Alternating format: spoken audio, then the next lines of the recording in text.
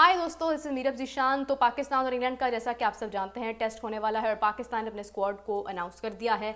तो आपके साथ ये स्क्वाड शेयर करती चलूँ, लेकिन उससे पहले मैं चाहूँगी कि आप लोग वीडियो को लाइक कर दें, चैनल को सब्सक्राइब कर दें और वीडियो लास्ट तक ज़रूर देखिएगा, क्योंकि मैं लास्ट में एक बहुत इंटरेस्टिंग बात आपको बताने जा रही हूँ कि ये वही होम ग्राउंड्स हैं पाकिस्तान की जहाँ पर पाकिस्तान को इंडिया ने बहुत धोया था, जहाँ पर पाकिस्तान ने इंग्लैंड से पहले भी मार खाई है। तो इसके ऊपर भी बात करेंगे। सबसे पहले स्क्वाड पर नज़र डालते हैं। Shan Masood captain, Saud Shakeel vice captain, Aamir Jamal, Abdullah Shafique, Abrar Ahmed, Babar Azam, Mir Hamza, Mohammad Huraira, Mohammad Rizwan, Naseem Shah, Noman Ali, Saim Ayub, Salman Ali Agha, Sarfaraz Ahmed और शाहीन शाह आफरीदी। तो अब बात करते हैं शान मसूद पर, जो कि हमारे कैप्टन हैं। इनको रिप्लेस नहीं किया जा सकता क्योंकि कप्तान हैं, लेकिन रेस्ट कर सकते थे। शान मसूद क्योंकि प्लेइंग 11 अभी अनाउंस नहीं हुई है, लेकिन शान मसूद कोई बहुत बेहतर कुछ करते हुए नज़र नहीं आ रहे हैं। ना इनकी टेस्ट में परफॉर्मेंस थी लास्ट, और ना ही इनकी आगे चैंपियंस कप के अंदर कोई खास परफॉर्मेंस है।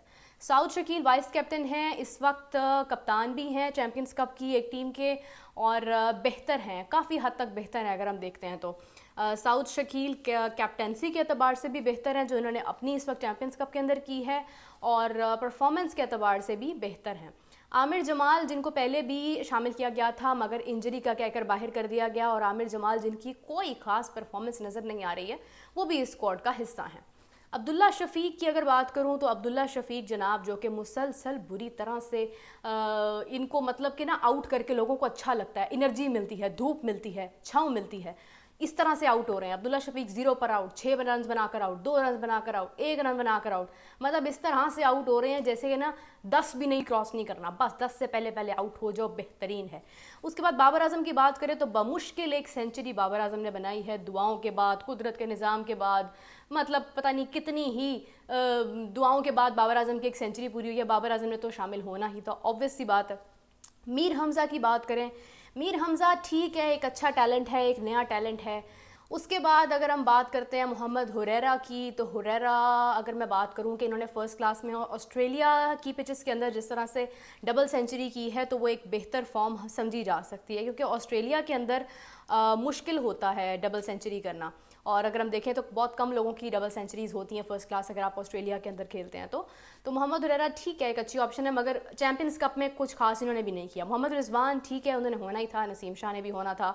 नुमान अली तो चैंपियंस कप में भी नहीं है भाई, नुमान अली को कहाँ से ले आए हैं आप तो नया टैलेंट प्रोड्यूस कर रहे थे, वाई नुमान अली, और इतने सारे लोग हैं। अच्छा, उसके बाद अगर साइम अयूब की बात की जाए, साइम अयूब भी हमेशा की तरह हर जगह पर, हर खबर पर नज़र साइम अयूब, मेरी नज़र मतलब हर जगह पर शामिल होते हैं। सलमान अली आगा की बात की जाए तो सलमान अली आगा ठीक है, चैंपियंस कप में बेहतर परफॉर्मेंस है, और अगर हम वैसे भी देखते हैं तो सलमान अली आगा की हमें ज़रूरत पड़ेगी, पिचेस की बात जब मैं करूँगी उस वक्त।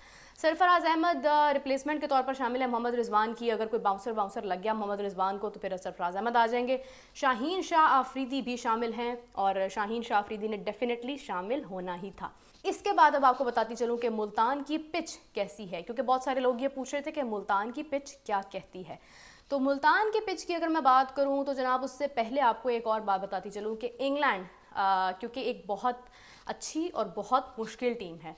इंग्लैंड का डोमेस्टिक का स्ट्रक्चर सदियों पुराना है और इतना बेहतरीन है कि वो पाकिस्तान की तरह बिल्कुल ऐसे फैसले नहीं करते हैं कि नो लुक शॉट मशहूर हो गई, सोशल मीडिया पर मशहूर हो गया, ले आओ प्लेयर को, ऐसा कोई चक्कर नहीं है। इंग्लैंड अपने स्ट्रक्चर को लेकर बहुत बहुत कीन है, बहुत सोच समझ कर वो प्लेयर्स उनको आगे लेकर आते हैं जो डिजर्विंग प्लेयर्स होते हैं, जो मेरिट पर होते हैं, जो परफॉर्मर्स होते हैं। कोई किसी किस्म का कंप्रोमाइज़ अपनी सिलेक्शन पर करते नहीं है। तो हम सबसे पहले तो ये कहेंगे कि इंग्लैंड का एक भी प्लेयर जो है वो मेरिट से हटकर नहीं होता है, और इस बार भी नहीं है।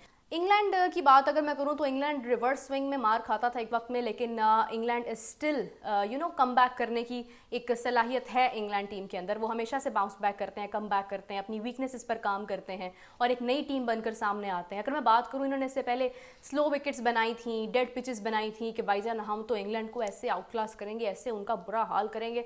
लेकिन वहाँ पर क्या हुआ कि इंग्लैंड बेसबॉल के नाम पर ऐसी खतरनाक फॉर्म लेकर आया कि हम जहाँ पर 100 रन बनाने का सोचते थे, वहाँ पर इंग्लैंड ने 200-300 रन बना दिए, और फिर हमारे लिए चेज़ करना मुश्किल हो गया, और हम हिस्ट्री में पहली बार इंग्लैंड के खिलाफ अपनी होम ग्राउंड्स में हारे थे। और कराची में हम लोग हारे थे, और कराची के अंदर जो है वो बहुत कम मैचेस पाकिस्तान हारा है। कराची के अंदर मैच हारा नहीं था पाकिस्तान कभी भी, तो ये पहली बार ऐसा हुआ था कि हम अपनी होम ग्राउंड्स में कराची में हारे थे। कराची में आई गेस के 3 मैचेस जो है वो पाकिस्तान हारा हुआ है, 2000 में इंग्लैंड से, 2007 में साउथ अफ्रीका से, और उसके बाद 2022 में इंग्लैंड से। इसी के साथ अगर बात करें तो पिच के ऊपर बात करना बहुत इंपॉर्टेंट है। तो पिच जनाब जो है वो कहीं ना कहीं अगर आप देखें तो स्पिन को सपोर्ट करती है, क्योंकि अगर हम बात करें दानिश कनेरिया हमारे एक ऐसे बॉलर थे, ऐसे स्पिनर थे, रिस्ट स्पिनर थे, क्योंकि इन्होंने 22 जो है वो IS के आउट किए हुए हैं। बहुत कम मैचेस में मुल्तान ने जो खेले हैं उसमें इनके आउट सबसे ज़्यादा हैं। उमर गुल के 9 आउट हैं। उसके बाद अगर हम देखते हैं तो अबरार ने क्योंकि 11 आउट किए थे, लेकिन उनके बहुत कम स्पैन के अंदर थे। तो कहा जाता है कि जनाब स्पिन बेहतर यहाँ पर होता है, इसीलिए पाकिस्तान जो है वो स्पिनर्स के साथ गया है।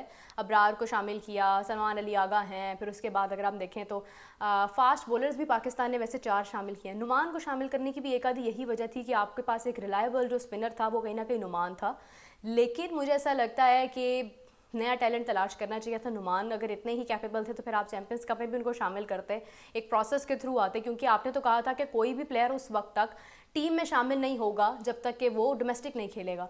तो नुमान फ़िलहाल तो डोमेस्टिक नहीं खेल रहे थे। खैर इस पर भी बात करेंगे। तो आपको बताती चलूँ इंडिया ने किस तरह से पाकिस्तान को मुल्तान के अंदर हराया हुआ है।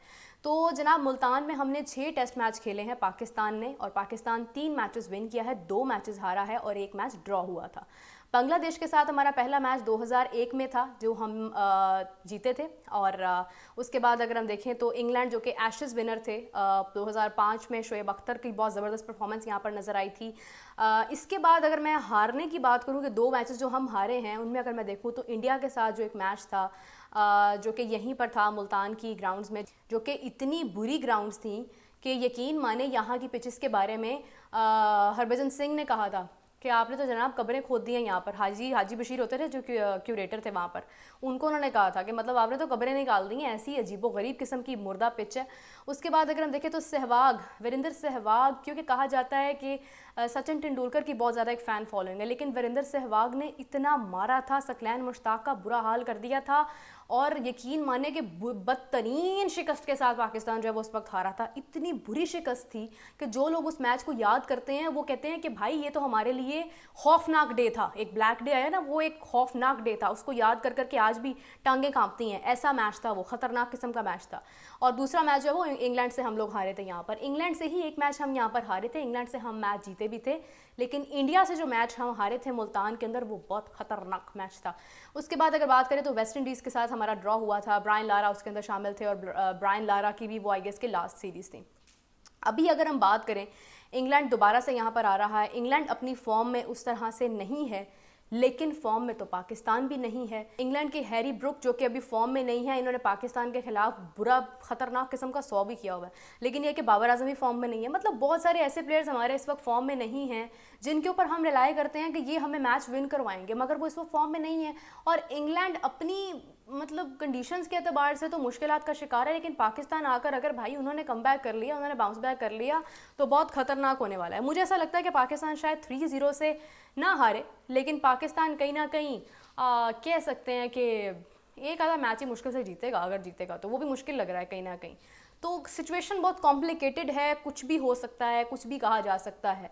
मुझे तमाम लोग जो देख रहे हैं वो बताएं कि वो क्या एक्सपेक्ट करते हैं, पाकिस्तान कितने मैचेस जीतेगा और कितने मैचेस जो है वो हारेगा। इसी के साथ मुझे इजाज़त दीजिए। Hope you have enjoyed the video.